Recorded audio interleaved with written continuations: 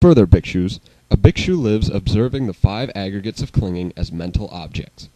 The driving idea behind mindfulness is to self-analyze, something that is normally considered to be taboo in modern Western psychology.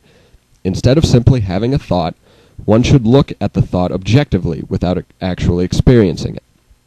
Then, one should analyze why the thought arose. What prior thought or action stimulated this current thought?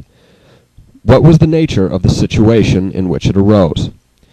After its genesis is understood, then one should analyze its cessation. How can this thought be extinguished after it has arisen? How can this thought be avoided altogether? By understanding the nature of arising and cessation for a particular thought, the desire or attachment associated with it will disappear. Mental activities without focus lead to reacting from habitual responses rather than clear understanding. The Buddha taught that mindfulness requires no concrete practices, such as body positions or breathing patterns as in other Indian traditions. It can be done in everyday life during normal daily activities. He stressed avoiding the concentrated absorption of the tranquil mind that is the goal of certain other forms of meditation. That is, the Buddha did not see the practice of avoiding all thoughts as beneficial when compared to the practice of discriminating thoughts. While meditation of tranquility can make it possible for one to develop insight, it cannot actually produce insight. Having a tranquil mind will better prepare a person for gaining wisdom, but only mindfulness will result in wisdom. In Tibetan Buddhism, for example, meditation can also be used to end attachment. Imagining an image before one of whatever is desired most, and distinguishing the five groupings of elements, begin to analyze the imaginary body.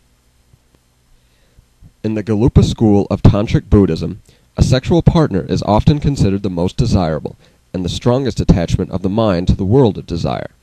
So one imagines their ideal partner and breaks him or her down into the five skandhas. By analyzing the person desired and breaking him or her down into form, sensation, perception, mental formations, and consciousness, one realizes that there is no self to actually be desired. Upon this realization, there will no longer be an attachment to any person of sexual desire. The skandha of mental formations is perhaps the most difficult of the five to overcome. Mental formations, being intentional thought, lead to karmic effects, desire, attachment, and the false idea of the self. All of these lead to rebirth and continued ignorance of the nature of reality and ultimate truth. The conditioned nature of mental volition eliminates the possibility of free will, but not the possibility of determining your own actions. Through mindfulness and the realization of praticca samutpada, however, mental formations can be controlled. Through controlling the actions of the mind, karmic effects, desire, attachment, and the idea of the self can all eventually be eliminated. Once mental formations are controlled, many other factors necessary for the realization of nirvana fall into place.